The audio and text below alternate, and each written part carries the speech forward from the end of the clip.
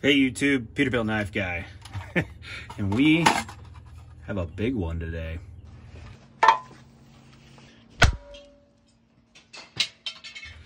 That is right. Peterbilt Knife Guy has another Work Tough gear on the freaking channel. And let me tell you, this thing's a freaking hog. This is the Work Tough gear Puzon Wilderness buoy. They have different ones. They have the Puzon War buoy also, which just dwarfs this thing, which is crazy because this is a monster. What we have here is a 1/4 inch slab of SK85 with a 56 to 58 Rockwell, I believe. It says right there, the Puzon Wilderness Bully. We have some really nice fullers here, which I'm not super pro fuller for reasons of weight reduction, because I want that weight. I want the weight out in the blade. And speaking of that, your balance point is right at this choil. And yeah, you know, so it does have some forward heft, but you know, give me a little bit more forward heft. I'd be fine with that. That's just my opinion. But on top of that though, they look good. So there you go. You can't win them all. We have some really nice black G10 machined scales here, which are awesome. You got this real big swell bird's beak. I don't know why I call it a bird's beak, but I'm gonna go with that. It's a bird's beak on the back. Somebody will correct me, I guarantee it. This handle right here will never let you slip out of it. This thing is, once you're locked in there, it's not going anywhere. So this knife was traded to me by Gabriel at the Last Huntsman Outdoors. Go check out his channel. I'll put his link in the description. He traded me for another knife, and yeah, I'm stoked to have this guy. When I first received it, the first thing I did was pull it out of the box, go into my backyard, and chop through a 2x4. I was very, very excited. What we got here for specs is we are looking at a 10 and a 1/4 inch blade. We're looking at 16 and 9/16 overall. The thickness on this guy is pretty thick. We're looking at right around 2 1/4 at its thickest point. It has a convexed polished primary edge, has like a satin finish. There's no coating on it. Very cool knife, very cool knife. Good old big old finger choil, even for my big old fatty fingers. It is plenty of room, although I do not see the point of having a finger choil on a knife this big because let's just say I'm working up close, right? Right there, right? I can get nice and up close. Well, if you were just holding back here and if this blade went back here, you're doing the same thing. Does it change the balance of the knife when you're doing it? Yeah, it really does. Because like I said, this is your balance point. So, you know, I guess if you want to do fine tasks, you want to be balanced, it makes sense, but I'm just not a huge finger choil guy, so I just kind of wish that blade came all the way back and terminated right there. And that would be, that'd be cool. But yeah, I really want to chop some stuff with this more than what I did when I first opened it. So let's go outside and try to chop some things. Let's take a crack at this. First off, water bottle. Gotta have the water bottle. Very nice. Can we get a second cut out of it?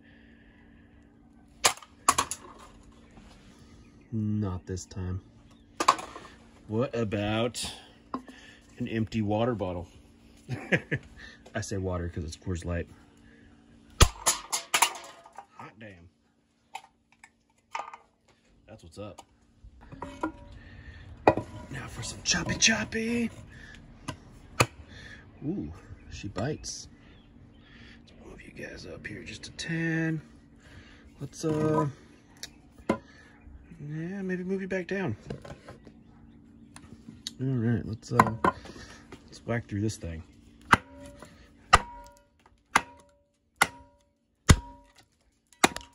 You know, ooh, there's a fat ass knot. Maybe that's why. Holy crap. Nothing on that edge. Let's go to a spot that doesn't have a big ass knot. Right here. Oh yeah. Much better.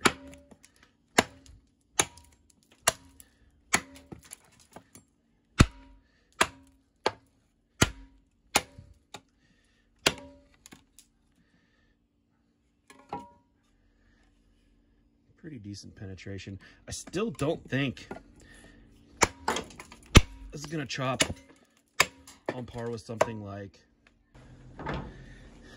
the old Von Temsky here. I don't know if you can even see that. Yeah, the Von Temsky, that thing's a wicked buoy. Let's try to chop something. It's Von Temsky. Just don't play around.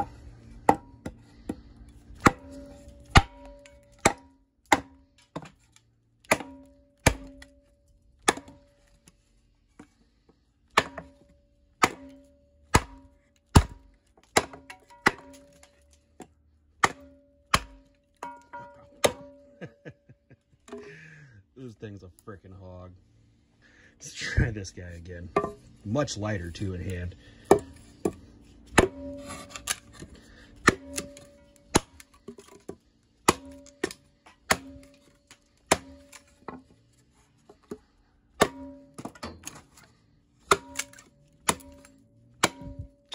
Hey, you know, it might chop on par with the Von Temsky.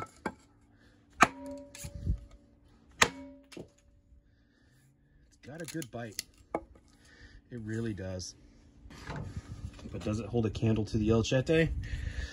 Let's find out. Let's find out. No. This El Chete is a frickin' monster chopper.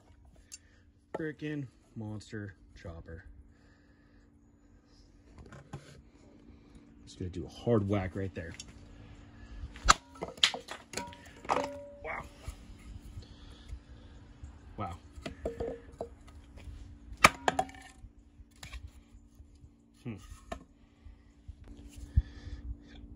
Let's do a hard whack with this guy now.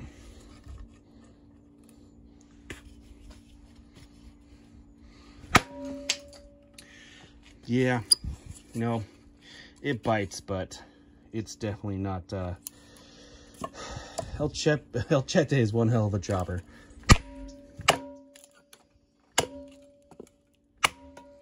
This guy, still a good chopper though.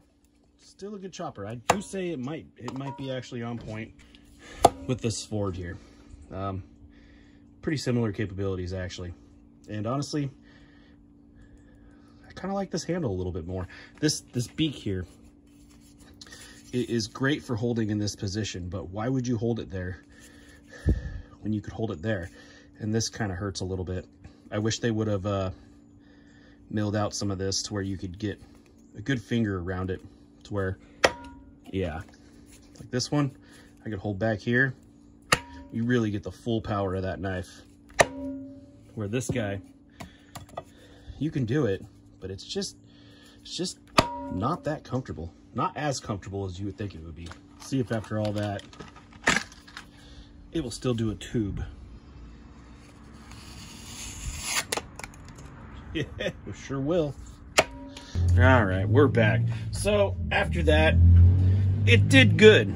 It did good. It did good for what it was.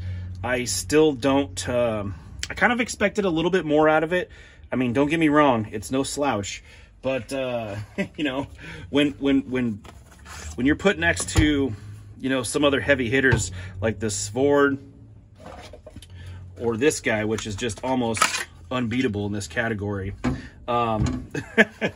it's there, just not as much there as I would like it to be. You know, overall, this knife, and, you know, this knife up to a point is pretty much, they're pretty much, I'm not going to say similar. You know, if this had a clip point on it, it'd be pretty close. They're both very thick. This one's not as thick, but it is the, or tall, but it is the thickest out of the bunch by a little bit, because this is 7mm, I believe, and these are 1/4 inch. Actually, I think this thing just comes in just a hair under 1/4 inch. I think it's 0.25 or 0.24. 0.24. So, you know, is it a chopper? Yes. Is it the best chopper? I would say no. I would say if you want a really honking chopper, and I've never tried it, but I would go for the Puzon War Buoy. That thing looks terrifyingly awesome. So yeah, check it out. If you can snag one of these, snag it. I would say it's still a go. Good handle. Forgot to say you got a front lanyard hole. There is no lanyard hole in the back, which I found kind of strange. But with that big old swell back there and that front lanyard, I just don't find it necessary. When I was chopping, not once did this thing feel like it was coming out of my hands, and that's fantastic. But anyways, that's all I got for you today. Thanks for watching.